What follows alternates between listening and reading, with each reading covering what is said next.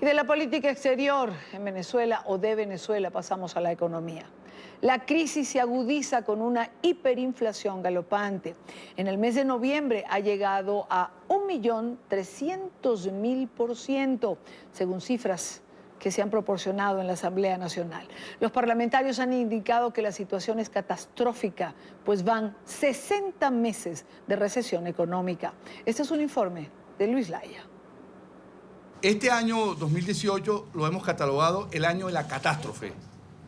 Una catástrofe cuya magnitud todavía no atinamos a ponderar y a precisar. La crisis económica en Venezuela es devastadora. El país está sumido en su peor momento histórico, con una inflación de 1.300.000% para el mes de noviembre. Ha consistido en un cóctel explosivo de controles de precios, controles de cambio, restricciones al comercio y, lo más grave, el financiamiento del Banco Central mediante la emisión de dinero, y los cálculos apuntan a que este año, al cierre, en diciembre, va a pasar con seguridad de 1.400.000%.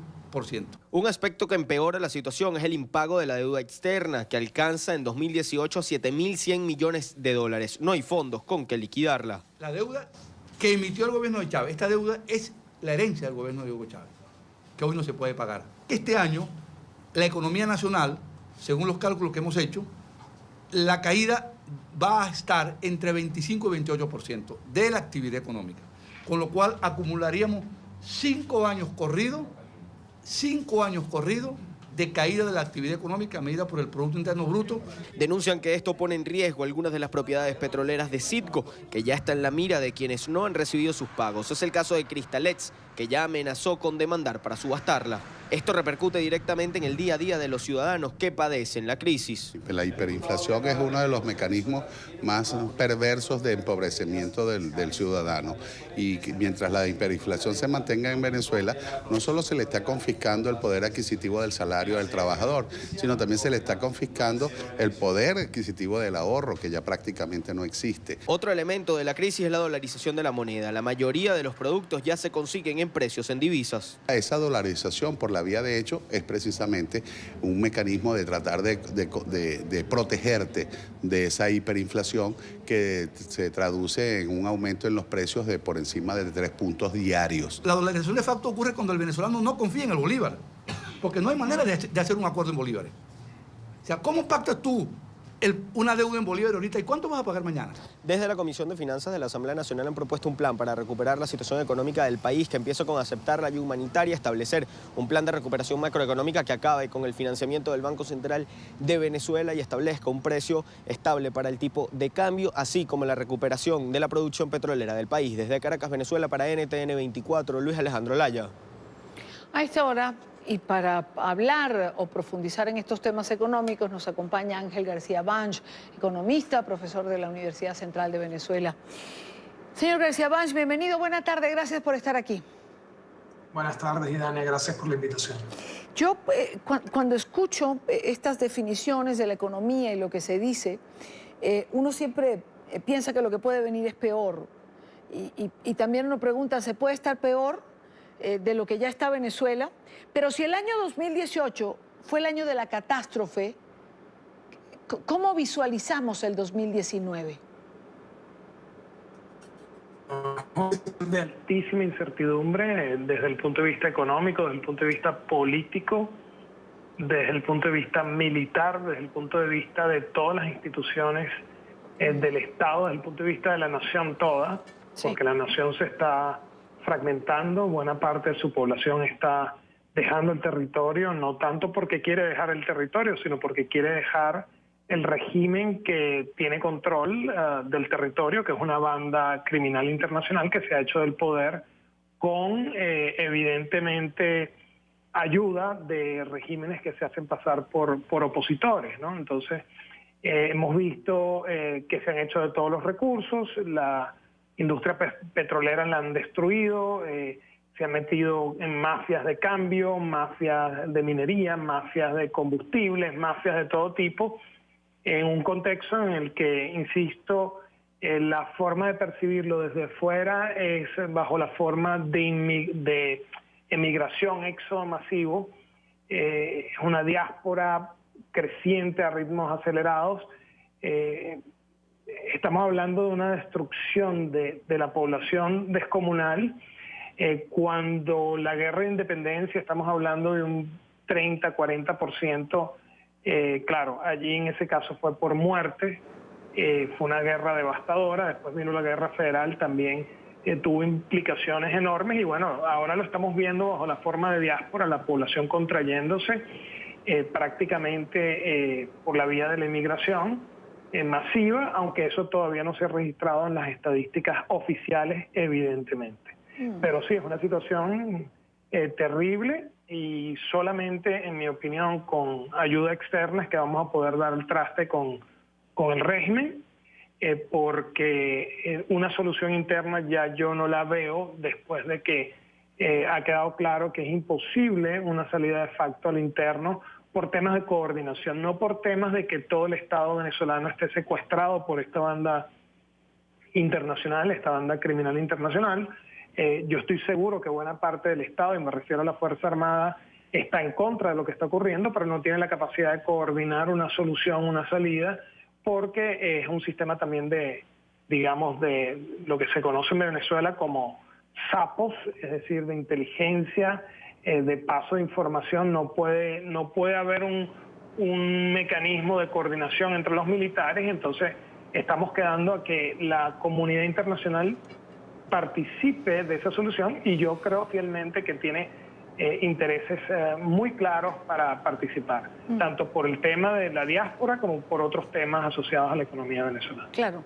Ahora, ¿cómo sobrevive esta economía con una hiperinflación como la que Venezuela está viviendo? Es decir, en una semana los precios pueden cambiar 3 y 4 veces. No hay aumento salarial que traiga beneficio a la población, porque simplemente no se ha terminado el aumento cuando ya la inflación se lo llevó por delante. ¿Cómo manejar esta situación económica que está manteniendo a los venezolanos en el hambre y la miseria? Es que no hay solución hasta que salga el régimen. Hay gente que está hablando de una dolarización para el caso venezolano, pero eso no resuelve absolutamente nada. La dolarización está ocurriendo de facto, pero con controles de cambio, con controles de precios, mientras la moneda de curso legal, aunque haya una dolarización de facto, sea el bolívar, es decir, mientras los impuestos se paguen en Venezuela en bolívares, va a haber distorsiones cambiarias. Y mientras haya estas distorsiones cambiarias, va a haber una mafia apropiándose de unos 55 millones de dólares al día de la factura de exportación petrolera. Estoy hablando a precios promedio anuales, los precios han caído un poco recientemente, entonces sería algo menos, pero estamos hablando de una mafia que se apropia de la mitad del ingreso del Estado. Estamos hablando de una mafia que se apropia de 50 a 55 millones de dólares que cualquier país del mundo, cualquier Estado quisiera tener. Estamos hablando de cifras, yo he hecho de hecho un cálculo de más de 450.000 millones de dólares en saqueo, solamente por la vía cambiaria. Yo no estoy tomando en cuenta allí otras vías de saqueo como la mafia de la minería, la mafia de los combustibles y otras mafias importantes. Evidentemente, la principal mafia es la mafia cambiaria. Estamos hablando de no menos, o sea, la mitad de $1 trillón, y eso ni siquiera se ha registrado en el caso del capitalismo ruso post caída de la Unión Soviética. Entonces, es el saqueo mayor que conoce la humanidad. Eso es muy fácil de demostrar con cifras de diferencial de cambio, con cifras de exportaciones. Lo que ha habido es un saqueo terrible, y la solución no pasa por un cambio en la política económica con este régimen. Este régimen no tiene la capacidad de generar credibilidad, porque nadie cree en un régimen de ampones, un régimen que representa una banda criminal internacional y que representa intereses de un conjunto de otras naciones, pero jamás la nación venezolana, porque hay intereses cubanos, belorrusos, rusos, hay intereses iraníes, intereses inclusive de células terroristas, intereses de varios carteles, 2, 3 carteles de narcotráfico, pero no hay intereses de la población venezolana. Por eso es que la población venezolana está comiendo basura y está pasando penuria. Entonces, no sirve con un cambio de la política económica, tiene que cambiar el régimen completo. Claro. y para ganar la credibilidad con qué hacer los cambios, porque esto es un tema de expectativas ya. Claro, claro, pero además de que, a ver, si las distintas mafias conviven con el Estado venezolano, o si las diferentes mafias están enquistadas dentro del Estado venezolano, pues ¿qué cambio va a haber en la política cambiaria? Si lo que se están beneficiando son precisamente quienes podrían cambiar la política del país.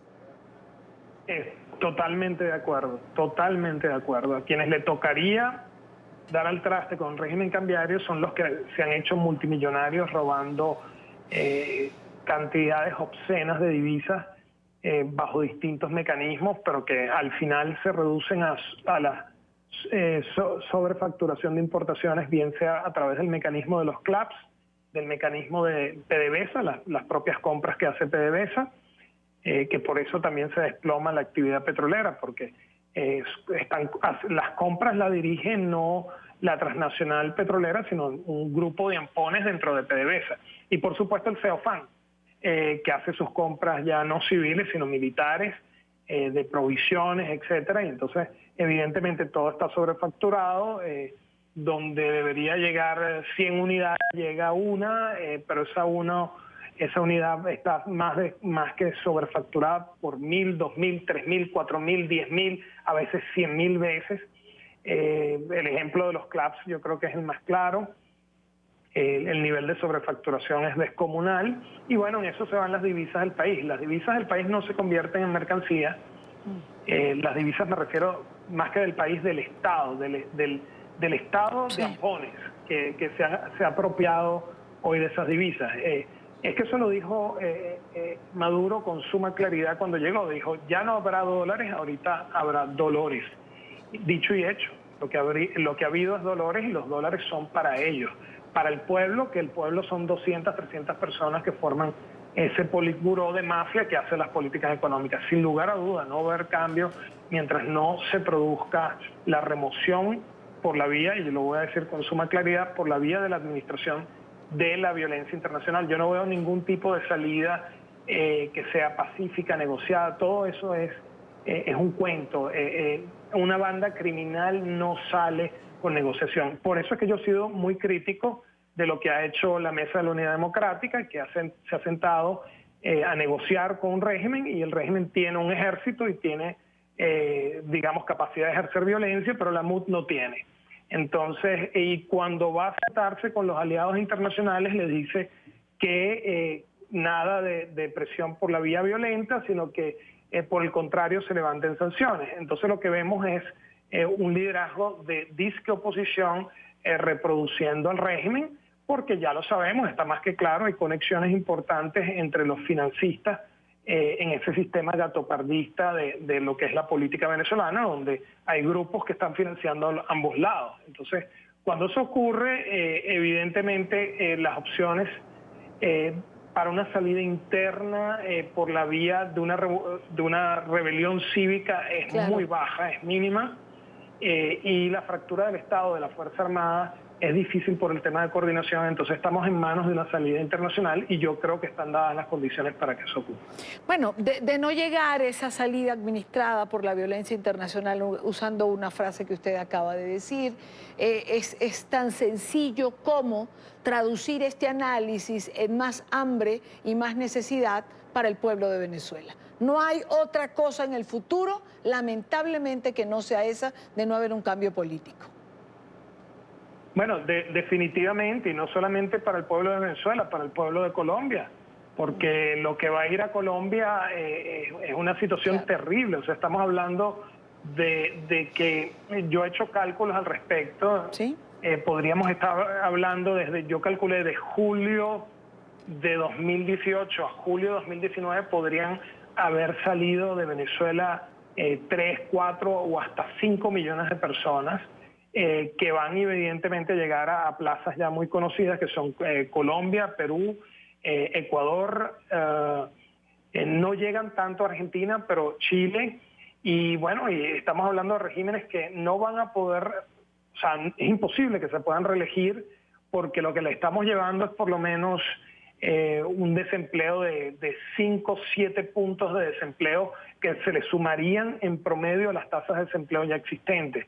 Es decir, estamos llevando penurias, estamos llevando hambruna, estamos llevando delincuencia, estamos llevando presión a la baja en los salarios reales. Es decir, esto no hay forma de ignorarlo. Se puede ignorar unos meses, 3, 4, 5, 6 meses, pero desde que se dio ese brote de salida que se observa, yo diría desde el mes de mayo de este año, yo creo que esto es un tema ya de meses, ¿no?